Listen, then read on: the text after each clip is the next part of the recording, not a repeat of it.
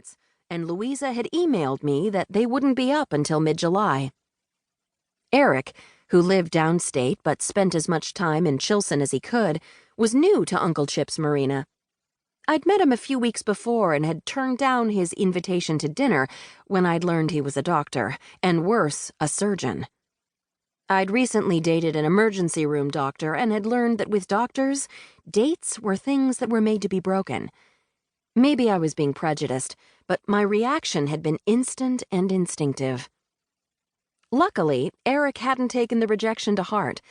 He'd laughed and said I was smart to stay away, and we were becoming good friends.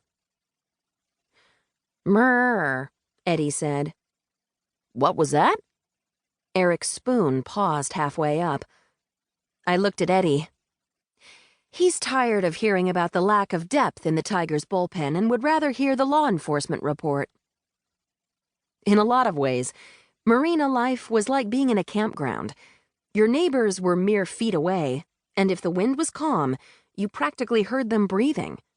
Politeness dictated that you didn't mention how their snoring kept you awake, but it was hard to maintain the fiction that you didn't know what the person on the boat next to you was saying while on his or her cell phone. From unintentional eavesdropping, I knew Eric was a huge baseball fan, just as he knew that I ordered takeout dinners more often than I cooked. "Really?" Eric asked. Soon after we'd met, he'd heard me talking to my cat as if Eddie could really understand what I was saying.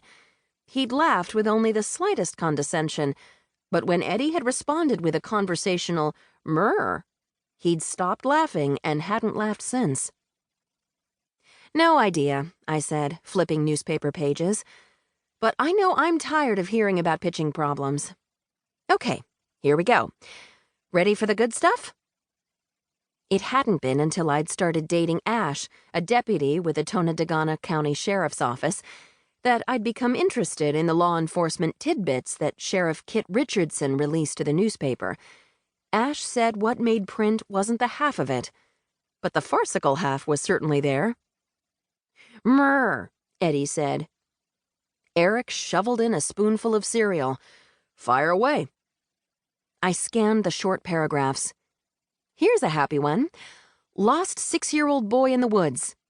6-year-old boy was located and returned home safely.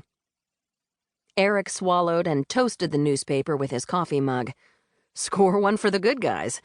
What's next? Daughter called from out of state to have her elderly father checked on. Officer spoke with father, who said he turned off his phone because his daughter calls too late at night and wakes him up. Eric choked on his coffee. "Seriously?" he asked, coughing. "I don't make this stuff up, you know." Next is about a guy who called 911 to tell the sheriff's office that he'd been driving with his window down. A bee flew in, and when he was trying to get the bee out, he drove into a parked car. "Good story," Eric said. "Wonder if it's true."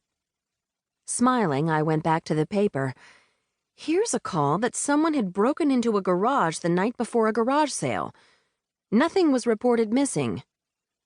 "Mrrr." Eddie thumped his head against my leg. "Yeah, I know," I said. "Not that good a story, but they can't all be winners." "How about this one? Caller wanted to see an officer because her cat was being mean to her." "Mrrr." "Okay," I said. "It was one sister being mean to another sister, and Mom took care of things before the officer arrived." I gave Eddie a pat. Just wanted to see if you were paying attention. Some kid really called 911 because she was fighting with her sister? Eric held up his cereal bowl and drained the last of the milk into his mouth. I averted my eyes, swung my short legs off the lounge, and stood. Last week, some kid called 911 because his mom wouldn't let him play all night with his new video game. "Well," Eric said, "now that I can see." Mrrr. I turned around. Eddie was settling onto the newspaper, tucking himself into a meatloaf shape. "Oh, no, you don't."